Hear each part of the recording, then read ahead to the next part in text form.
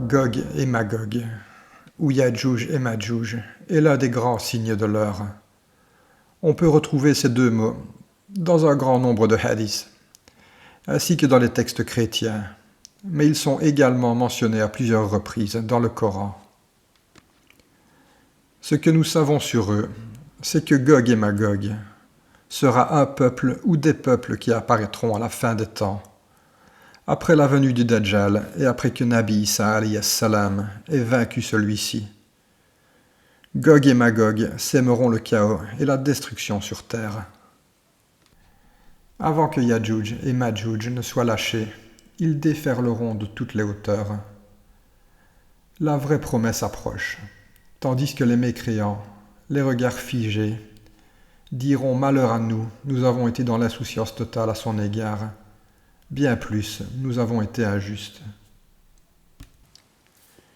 Il y a de nombreuses interprétations et extrapolations sur le fait de savoir qui serait le peuple de Gog et Magog à la fin des temps. Certains les décrivent comme des êtres surnaturels, d'autres comme des êtres humains, si bien que l'on ne peut affirmer avec certitude qui ils seront, ni d'où ils apparaîtront.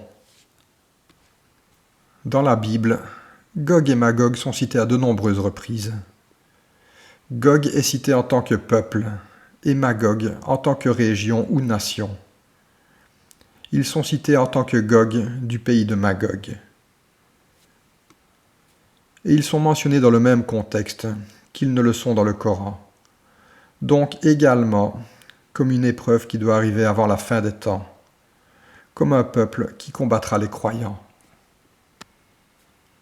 Il désigne en général un peuple ou une région d'Asie, bien qu'il ait également précisé qu'ils viendront des quatre coins du monde. Et il représente un peuple qui est trompé par le mal et qui combattra les croyants véridiques.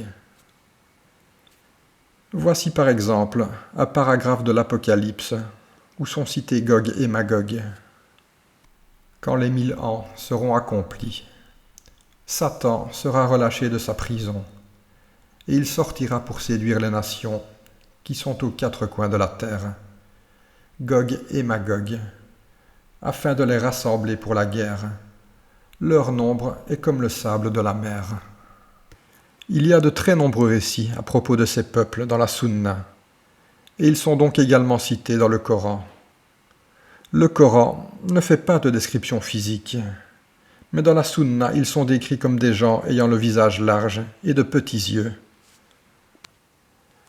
Le messager d'Allah fit un jour un sermon où il dit « Vous dites qu'il n'y a plus d'ennemis, mais vous ne cesserez de combattre un ennemi jusqu'à ce que viennent Yadjouj et Madjouj, au visage large, petits yeux et cheveux grisonnants. Ils se précipiteront de chaque hauteur. Leurs visages seront semblables à des boucliers martelés. » Au cours de l'histoire, Gog et Magog a souvent été associé aux Turcs ou au peuple mongol à cause de cette description physique. Mais il est important de mentionner un autre hadith pour bien comprendre que ça ne peut pas être ces deux peuples. Il s'agit du hadith bien connu qui dit que sur 1000 hommes de la descendance de Adam, un seul ira au paradis et tout le reste ira en enfer. Suite à quoi le prophète sallallahu alayhi wa sallam a précisé à ses compagnons que celui qui sera sauvé fera partie d'eux et le reste viendra de Gog et Magog. Même si ce hadith ne doit pas être appliqué comme une règle mathématique précise, cela veut juste dire qu'une petite minorité de la population fera partie des musulmans que l'on peut qualifier de bien guidés, et pas forcément de tous ceux qui se considèrent comme musulmans, tandis que la grande majorité fera partie des associateurs ou mécréants. Donc, si l'on considère ce hadith, on ne peut évidemment pas affirmer que les Turcs et les Asiatiques peuvent constituer la majorité de la population. Mais on doit plutôt considérer ceux-ci en tant que personnes qui combattent la vérité ou personnes qui sont dans l'égarement, même si le chiffre peut paraître énorme. Il y a également un personnage qui est associé au peuple de Gog et Magog dans le Coran. Il s'agit de Dhul Qarnayn. Dhul Qarnayn, que l'on peut traduire par celui qui a 2 cornes ou celui de 2 époques. Il est également un personnage qui a donné lieu à de nombreuses interprétations. Pour certains, il s'agirait d'un prophète. Pour d'autres, d'Alexandre le Grand ou encore Cyrus le Grand. Pour certains encore, c'est un personnage qui remonte à l'époque d'Ibrahim alayhi salam. Dhul Qarnayn est mentionné en tant que celui qui protégea les voisins des peuples de Gog et Magog contre eux, en bâtissant un mur ouramblé qu'ils ne pouvaient franchir, jusqu'à ce qu'ils soient relâchés. Les savants s'accordent pour dire que ce fait est du passé, qu'il a déjà été réalisé, et que Dhul Qarnayn est un personnage qui a vécu à une époque qui n'est pas déterminée. Ils dirent, ô Dhul Qarnayn, Gog et Magog sèment la corruption sur terre. Acceptes-tu contre un tribut de construire une digue entre eux et nous? Il dit, ce dont Allah a mis à ma disposition est meilleur.